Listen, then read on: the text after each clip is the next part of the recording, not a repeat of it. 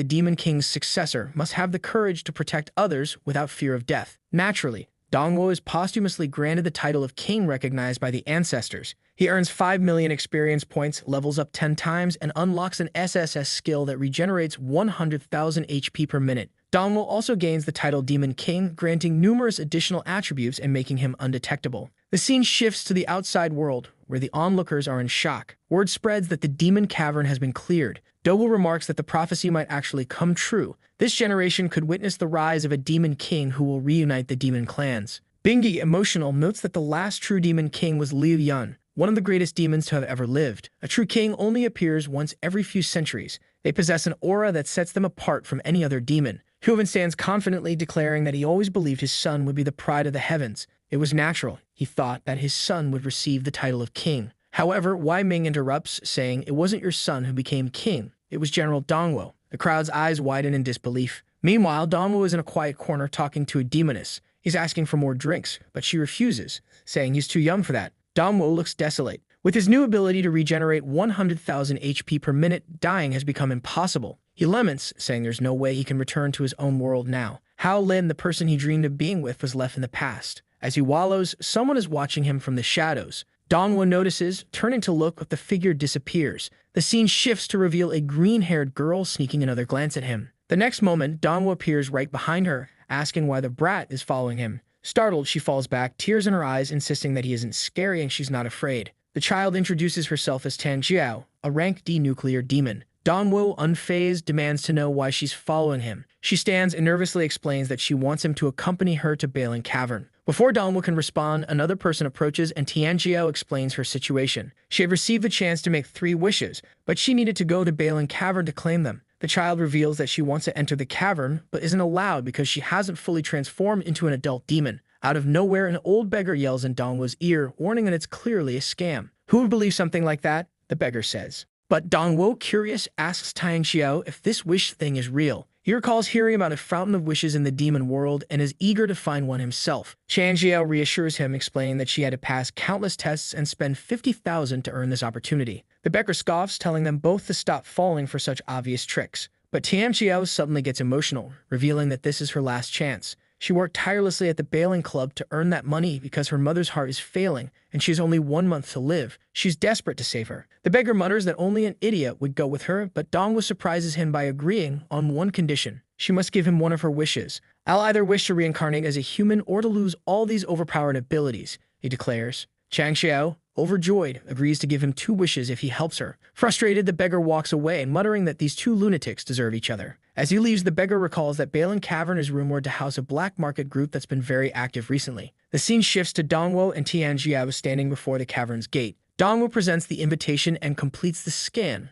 allowing the door to open. As they proceed through the corridor, someone remarks, "The fish took the bait." In another room, the demon orders the door sealed, trapping them inside. A blue-horned demon warns, "Don't hit them too hard, or they might die." Suddenly, doors begin to descend in front of Dongwo and Tianjiao. A figure with a sparking hand appears behind them and leaps forward to punch. Tianjiao warns Dongwo to be careful. The punch lands squarely on Dongwo, but his passive ability activates, negating all damage. He doesn't even flinch. Casually, Dongwo asks if this is the famed Bailing Cavern. The attacker is taken aback, finding Dongwo's calm demeanor unnerving. The protagonist remarks that he's here to collect wishes, only to notice a dangerous-looking woman in the background. Dongwo starts to question whether they've come to the wrong place. The blue-horned demon laughs, mocking his naivety for believing in such childish fairy tales. They reveal their true identity as the largest human trafficking group in the Yun Dominion. Their ruse about granting wishes was just a trap to lure victims into the cavern, where they could be captured and sold. "If you obey," the demon sneers, "you might leave here with all your limbs intact. So be a good dog and understand your situation." One demon slaps Dongwo across the face, commanding him to submit. But before anyone can process what's happening, the demon is sent flying by a casual punch from Dongwo, embedding him into the ceiling. Dongwo sighs, asking, "How many times is this going to happen? Ever since I reincarnated, it's been one disappointment after another." Realizing Dongwo's strength, the demons ready themselves for a fight, declaring, "This kid is dangerous." Suddenly, machinery activates, and the demons equip themselves with advanced combat gear resembling Power Rangers in rank B+ armor. One of them yells, "Show him the true danger of this world." 3 demons leap toward Dongwo, shouting that they'll finish him off. Meanwhile, Dongwo, having drunk too much earlier, is getting a little emotional. Dongwo mutters that life has been very hard lately. Every time he gets close to success, he fails. At this moment, he feels truly frustrated and angry. He punches the ground, declaring he's tired of it all. The impact creates a massive shockwave, throwing everyone across the room and shattering their armor. Meanwhile, Dongwo is crying his heart out. The demons are now kneeling, begging for forgiveness and asking to be allowed to leave. One of them confesses that they were forced into this situation and didn't enjoy doing such things. Hearing this, Dongwo demands to know who the powerful people behind this operation are. The demon pinned under his foot reveals that the most powerful person in the Yun Dominion is behind them. He claims that once the general arrives, Dongwo will surely be dead. Dongwo wonders who this leader could be. Suddenly, an immense energy starts emanating from the door. The demon under his foot begins to celebrate, shouting, "The general is here. You're finished."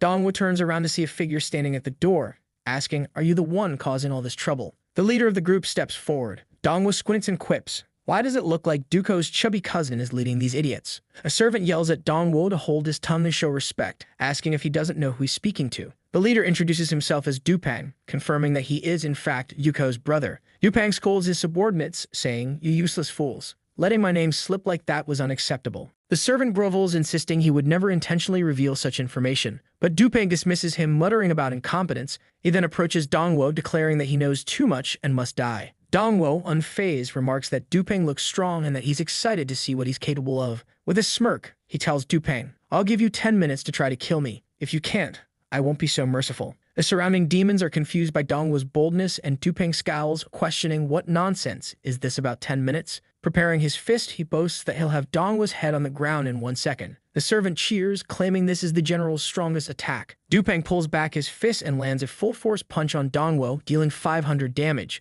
But within seconds, Dongwo heals 800 HP from his passive regeneration. Dupang is baffled as Dongwo stands there with a full health bar, grinning. "That didn't seem to work." Dongwo teases, "Maybe try a special move." Furious, Dupang mutters that he didn't expect this loser to have any abilities. Dongwo encourages him to stop wasting time, reminding him that the 10 minutes are ticking. Dupang, now enraged, launches into a combo of punches, landing 8 consecutive hits on Dongwo's face. The boy's body is briefly knocked to the ground, but his health bar remains intact. Exhausted, Dupang pauses, trying to catch his breath. Dongwo, lying on the floor, looks up and sarcastically asks, "Why'd you stop? Getting tired already?" His taunts infuriate Dupang further, and the general leaps into the air, preparing a meteor strike. The attack hits Dongwo directly, but it activates his counterattack passive ability. With a massive shockwave, Dupang is sent flying, taking 2,800 damage to the face. Staggering back, he stares at Dongwo in disbelief, trying to comprehend what's happening. The servant finally realizes who Dongwo is, whispering that's the pervert who caused trouble at the castle.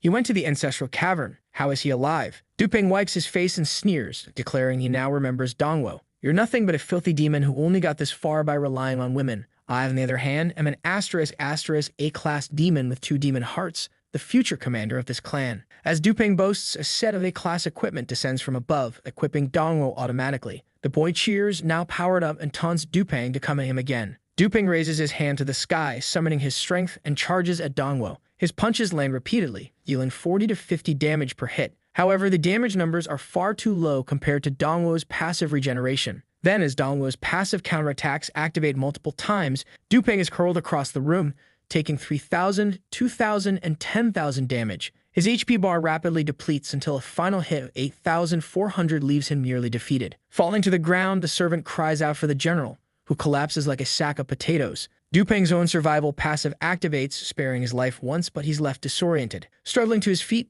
Dupang demands, "Why are you still standing there with a full health bar?" Dongwo smirks and replies, "Because your 10 minutes are up. Is that all you've got?" Dupang drops to his knees, pleading for forgiveness. "Please don't hurt me," he begs. "I'll give you anything you want." Dongwo calmly states, "The only thing I want is someone who can kill me." Dupang looks at him in horror, whispering, "That's impossible. No one deserves something like that. Who are you?" Before Dongwo can answer, someone at the doorway calls out for the general. It's Duko, who steps in and coldly observes the scene. The servant begs Duko to save his brother, but Duko replies he brought this upon himself. If Dongwo wants to kill him, so be it. Duko apologizes, saying it was his mistake for letting this situation escalate. Dongwo dismisses him, replying, "Whatever, I don't even care about that chubby guy's life," as he kicks a pebble and mutters about how weak everyone is. But suddenly, he stops, remembering something. Turning around, he asks Dupang, "Did you really say you'd give me anything I want?" He approaches, narrowing his eyes, and asks if it's true that Dupang has 2 demon hearts. Dupang, panicked, denies it, calling it absurd and claiming he'd never have such a thing. The scene shifts to a hospital,